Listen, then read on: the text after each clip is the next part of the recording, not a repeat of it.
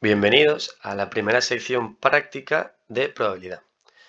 Aquí lo que vamos a hacer es trabajar con una de las librerías más comunes en el mundo del análisis de los datos o la ciencia de los datos, que es NumPy o NumPy, según como lo pronunciemos, ¿ok?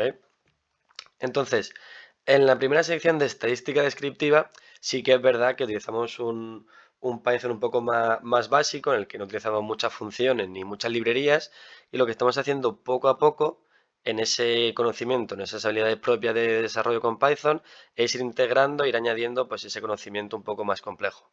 Sí que es verdad que al principio, pues oye, eran funciones más primitivas y lo hacemos todo de cero, cuando realmente con otro conjunto de librerías pues se podía directamente utilizar esas funciones.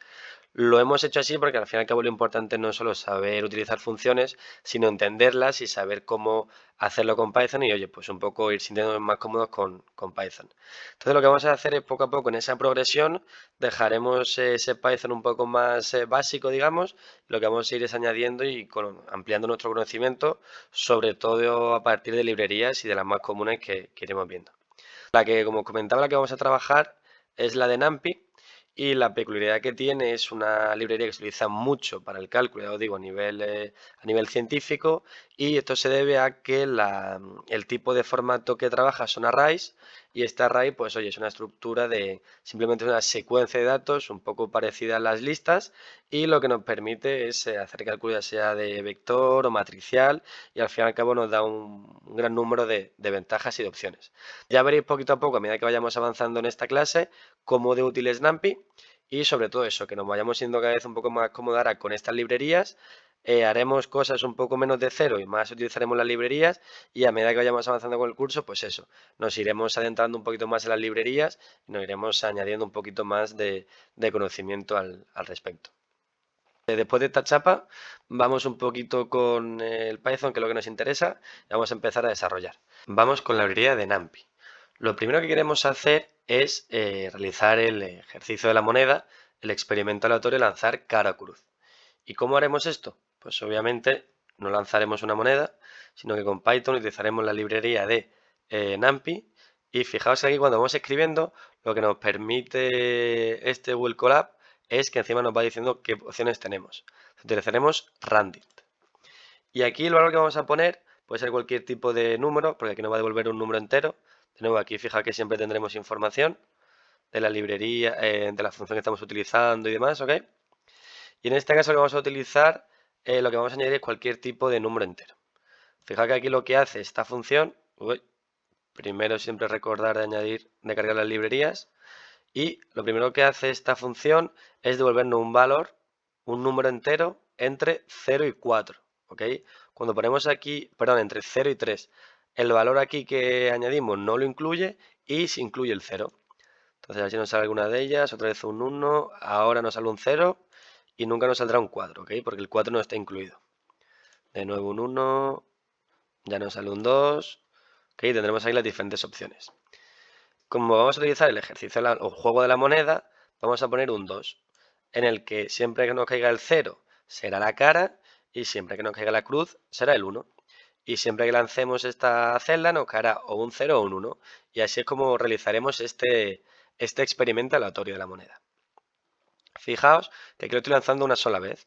Si quisiera, podría añadir aquí size y en vez de una sola vez, lo que voy a hacer, me sale otra vez mucha información, sí, lo voy a lanzar 6 veces. Voy a repetir el ejercicio de experimento aleatorio de cara a cruz con la moneda 6 veces.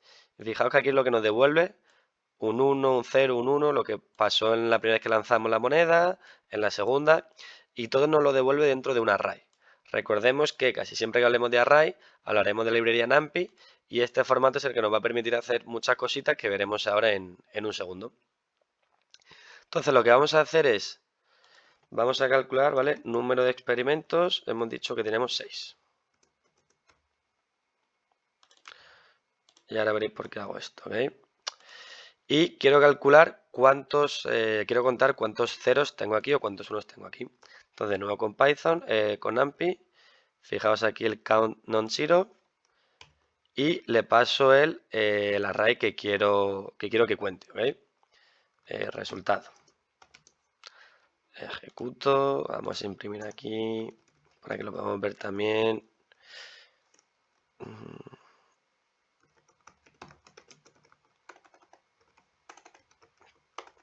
Resultado, experimento aleatorio, moneda. ¿Y qué hemos obtenido? Pues este array. Ejecutamos, de nuevo aquí tenemos el array. Lo que vamos a hacer es con esto calcular cuántos elementos son diferentes de 0. En este caso tenemos 1, 2, 3 y 4 y luego 2 que son igual a 0. Esta también nos permite, en vez de contar solamente los que son diferentes de 0, si quisiéramos un valor en particular, añadimos esto y en este caso nos cuenta dentro de este array resultado cuántos elementos son igual a 0. ¿Ok? Entonces, de nuevo, si hiciéramos esto, en este caso particular, cuando tenemos ceros y unos, pues sería lo mismo que no poner nada. Y recordemos que en la probabilidad partíamos de un modelo para obtener esos datos. Decíamos que íbamos a tener un 0,5, una probabilidad de obtener cara 0,5 y la de cruz 0,5. Y aquí lo que vemos es que la gran mayoría de las veces nos ha salido cruz. Y aquí añadir una nota de vocabulario que hablaremos de probabilidad cuando hablamos de pues el modelo teórico que hemos desarrollado para decir que, oye, obtendremos un 0,5. Eso es algo que se basa en la teoría. Mientras que cuando ya realicemos el experimento y como ahora calculamos cuánto hemos obtenido, ya no hablaremos tanto de probabilidad, sino de proporción.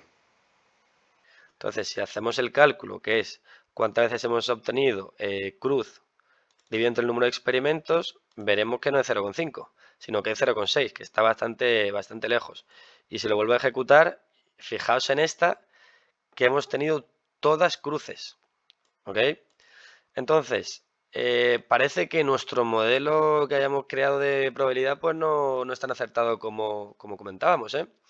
¿Y esto a qué se debe? Recordemos la ley de los grandes números. ¿Qué podemos hacer? En vez de hacerlo 6 veces, lo que vamos a hacer es el mismo experimento 10.000 veces, que fue la que realizó el matemático durante la Segunda Guerra Mundial. Y fijaos que aquí ya sí que se acerca muchísimo a 0,5. Pero es que cuanto más lo hagamos, tampoco le deis muchas veces, porque ya digo que aquí al fin y al cabo también nuestro ordenador se puede quedar un poco tieso, más nos acercaremos a 0,5. Y esto se debe a que cuanto más, a la ley de los grandes números, cuanto más realicemos este experimento, más se acercará a la probabilidad que hemos estimado, que hemos deducido. Como hemos comentado, estamos trabajando con arrays de NumPy. Entonces, una gran ventaja, fijaos en resultado, en este array, si lo que queremos es obtener directamente la suma, fijaos qué sencillo es. Entonces, de todas las veces que hemos lanzado la moneda, si hacemos la suma de los elementos, pues obviamente calcularemos cuántas veces hemos obtenido cruz. Al fin y al cabo, de nuevo, como aquí estamos con ceros y unos, pues esto es muy útil. De nuevo, en vez de sum, podemos hacer, por ejemplo, la media. Y fijaos de qué forma tan rápida y tan sencilla obtenemos la media. En vez de tener que hacer este cálculo, como estamos trabajando con estos arrays de NumPy, podremos utilizar este tipo de función. Otra cosa de la que hemos estado hablando durante las clases son de eventos complementarios. Hemos dicho que si no cae cara, cae cruz y que son por lo tanto dos eventos complementarios porque son, por un lado, mutuamente excluyentes, si no es uno es lo otro, y además su unión es el espacio muestral. Solamente puede ocurrir o lo uno o lo otro. Entonces, si os fijáis aquí, lo que vamos a hacer es, recordemos que el número de experimentos son 100.000, vamos a dejarlo un poquito más bajo, por ejemplo 2.000. ¿Ok? Entonces, de nuevo ejecuta esta y esto obviamente siempre da lo mismo. ¿Cuántas veces ha salido 0? Lo contamos aquí, ¿ok? 993 y se lo sumamos al número de veces que ha salido 1. ¿Y qué resultado nos va a dar aquí? Pues obviamente el resultado que obtendremos aquí es el número total de experimentos. Si no era uno, era lo otro. El número de veces que ha ocurrido la cara más el número de veces que ha ocurrido la cruz es igual al número de experimentos. Ya hemos dicho que la probabilidad de que, o la proporción que hemos obtenido de veces que hemos obtenido cruz era 0,5035. ¿Y cuál será, por lo tanto, la proporción de veces que hemos obtenido cara? Pues fijaos que si hacemos 1 menos esto de aquí, bueno, primero hagámoslo así. Las veces que hemos obtenido cara, es decir, que era igual a 0, lo hemos obtenido 0,4965. ¿Ok? Un poquito menos que las veces que hemos obtenido cruz. Entonces lo que vamos a hacer aquí es 1 menos, y fijaos que es lo que vamos a obtener. 1 menos las veces que hemos obtenido cara, nos va a dar lo mismo. Aquí, si quitamos el decimal, lo redondeamos, nos da exactamente lo mismo o lo que hubiésemos obtenido calculando el número de veces que nos ha dado cruz. Aquí lo que estamos viendo es, de forma práctica, lo que son eventos complementarios y cómo la suma de el uno con el otro, pues obviamente da el espacio muestral. Y lo que vemos también es que la probabilidad de 1, para encontrar la probabilidad de 1, hacemos 1 menos la probabilidad del evento complementario.